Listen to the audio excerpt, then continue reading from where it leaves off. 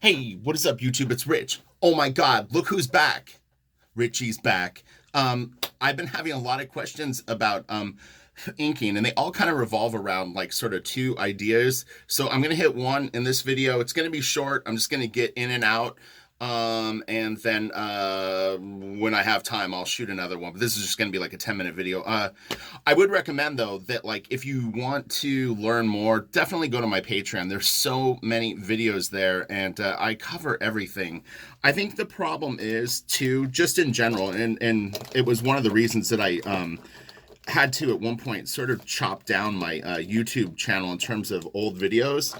Is it just overwhelms people? There's too much, and people don't generally go back and like look through stuff. They either will ask you to find it for them, which I'm not going to do, and the other is then they just don't look. So you end up having to kind of repeat some of the same content over and over. So anyway, the basic question on this was like, what microns would you use or markers?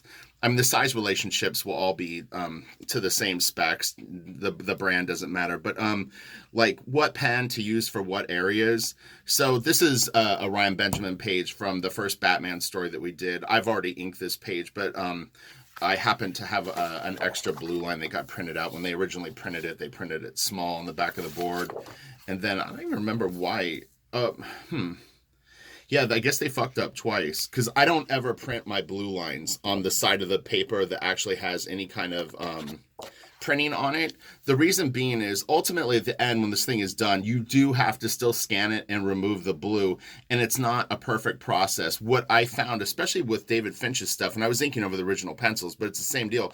This blue is waxy, so if I do a bunch of speed lines through this, especially if it's a double page spread, where now you're dealing with crops here and then crops here as the pieces are together, and generally speaking, the middle of a two-page spread is debris or speed lines, or like it's usually not like a face or something like that. It's a bad call to put it like right where the split is. But yeah, it affects the quality of the line because the like if you use a brush or a nib, sometimes it will cover up the blue, but a lot of times it goes over it, but it can still scan weird. So anyway, so in terms of microns, there's three main microns that I use, and honestly, that's it. Microns come in about, I think, seven different sizes. There's an 005, there's an 01, there's a 03, there's a 02, there's a if I didn't say 5, and then a 08. So what is that? One, two, three, four, five, six. So there's six sizes.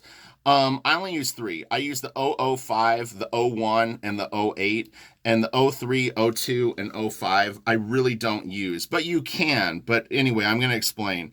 So what I use well, I'll go from big to small. I think it will be easier. So like if I wouldn't ink this piece, to be clear, with microns, maybe little bits and pieces of it, but generally speaking, a nice juicy 08. Oh, and this is the other thing I was going to recommend.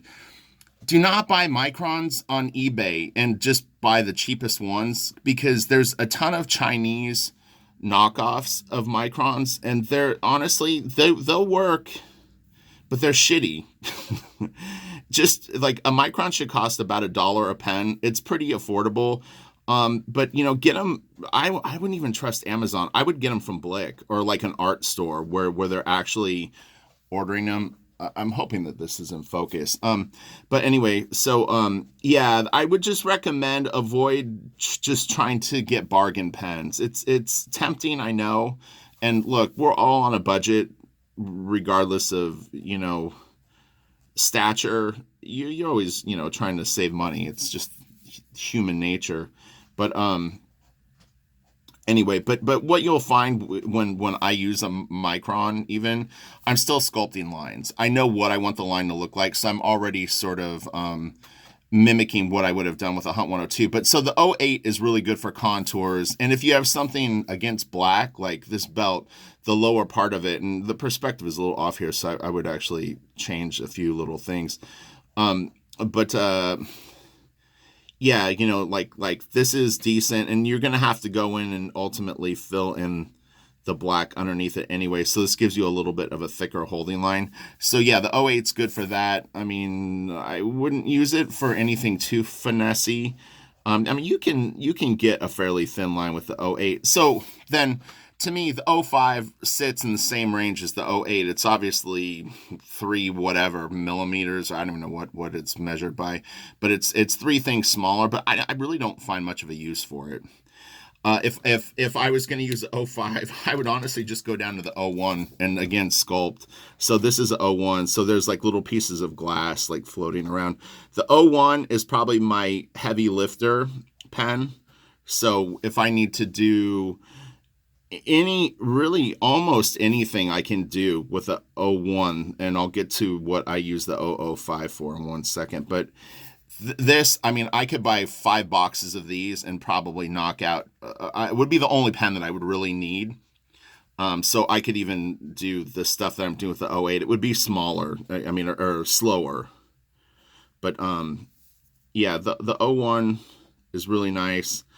You know, and look, you should be incorporating probably brush if you're going to try to do like a full micron assault. I mean, it's just outlining everything and then going in and filling the blacks definitely has a different vibe than going in and actually working through areas with proper tools. Proper meaning things that are going to have a little more character and personality. You can get that with these pens, but the problem is that your knowledge base has to be leaning towards that you know how to use a Croak wheel, or you know how to use a brush. The reason being is I can anticipate the line that I want. I know when I look at this knee right here what I want those lines to look like, so I can mimic them with this pen. But if you don't understand, don't let the tool lead you. I actually did a review a day or two ago. That's another thing I do offer on Patreon is one, I'll do a 15 to 20 minute review, or you can get like an hour direct lesson from me. But the guy was inking digitally, and he was penciling, inking his stuff. It was nice work. But yeah, the problem is when he was inking digitally, the tools were leading him. If he used a clean tool, his lines were clean. If he used a rougher tool, the lines were rough, and it didn't really blend together. But it's because he couldn't anticipate what he wanted the line to look like. You know what I mean? I know exactly 5 different versions of this rendering that I could do, probably more. But anyway, it's like I could go for a brushy, feathery look. I could go for a Hunt 102 look. I could go for the sort of karate chop, sort of side of the brush thing. I mean, there's a lot of different ways. I could do the Travis rendering. I could do the Terry Austin, Alex Garner sort of blunt edge thing, and even blend those. So I have a lot of like variation. And then, so the '05. This is the thinnest pen. The '005 is great for faces. Like this guy's getting like socked in the face. So all these like wrinkles on his forehead I can do with this pen. You know, the small stuff, get into those little crevices. If I have to do the eye socket, or if there's just a little suggestion of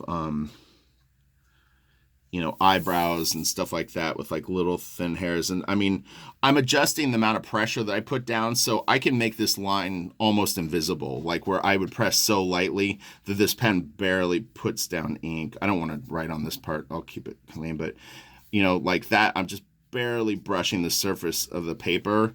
But then if I bear down more, I can get a thicker line. You may not be able to see it, but those are very thin. And then if I push down harder, or even have like a firm approach, you know what I mean? You can actually get like a line. And everywhere in between, depending on how juicy the micron is, it will throw down more ink. If you have a brand new one and it's really got a lot of ink and kind of flush, it will, you know, obviously have more variety.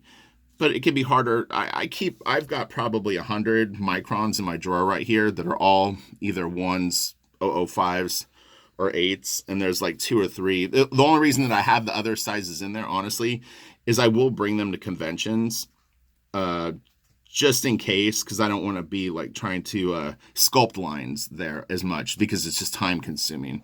But if I'm working on a page, I want it to look a certain way, so I don't mind using the 1 or even the '005. But even on like this paper or whatever that's like floating through the air, I've got the '005. I would maybe do the wrinkles with it. So anyway, I hope that kind of gives you sort of a guideline to which pen to use where. And look, you could totally grab the '02s, the '03s, and the '05s if you like those thicknesses. just, don't buy a ton, buy a couple and see what you think. But for me personally, 005, an '01, and an '08, and I'm really covered. Maybe one '05 or an '03 just to have it. The 2 is interesting, but I mean, between the 1 and the 3, I mean, do you really need it? Probably not. So, all right, have a great day. I'll talk to you all later. Smash the like, subscribe if you haven't, hit the notification bell, do all that shit. All right, bye.